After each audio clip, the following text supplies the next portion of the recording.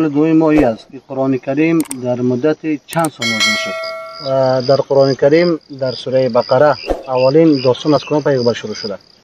سلام دوستان عزیز، امید که صحت سلامت بوده باشید. باز هم من قاری ثانی محمدی یک گزارش جدید در خدمت شما از قرار دارم. گزارش ما البته از این قرار است ما از دوستا 3 سوال میکنیم و 1 ساعت جایزه میتیم. در صورتی که سوال ما را پاسخ درست بده و اگر سوال ما را پاسخ درست نتونست دیگه مستحق جایزه نمیشه.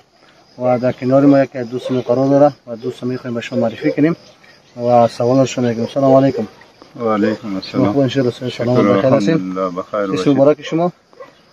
مولوی غلام سخی. مولوی غلام سخی. مولوی غلام سخی چه کاروبار؟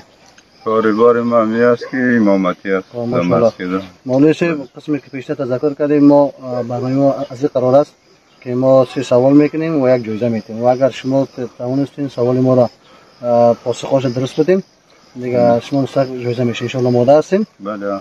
در قرآن کریم در سوره بقره اولین داستان از کدام پیغمبر شروع شده؟ حضرت آدم علیه السلام. ماشاءالله. مطمئن هستین؟ بله. چند درصد؟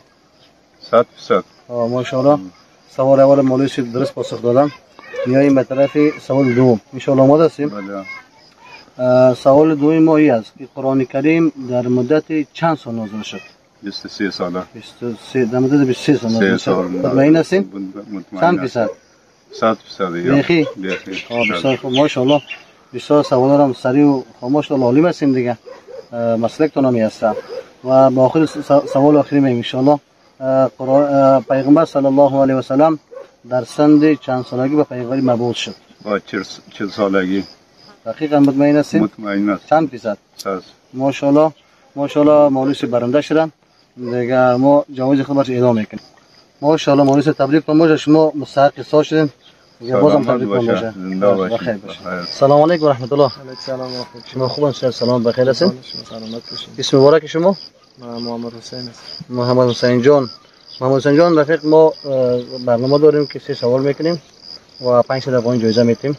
در صورتی که شما سوالا رو درست پاسخ بدین. آماده هستین ان شاء الله به سوالا؟ ان شاء الله. خب سوالی ما از این قرار است.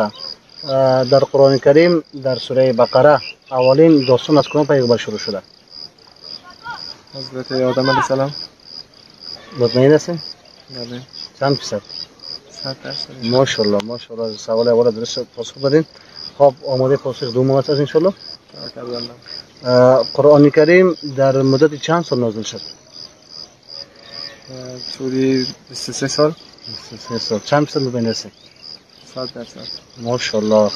این پاسخ درست است. و من سوال آخری، پیغمبر صلی الله علیه و سلم در سن چند سالگی به پیامبری مبعوث شد؟ بدون شک 40 سالگی. چند درصد مطمئن هستین؟ 100%. نه شاید کمتر بوده باشه. نه مطمئن هستم. ماشاءالله. ذهنتون خیلی عالی است. شما دیگه مستحق جایزه شناخته شدید و شما 500 افغانی میتونید. تبریکتان باشه. سلامت باشید. سلامت باشید.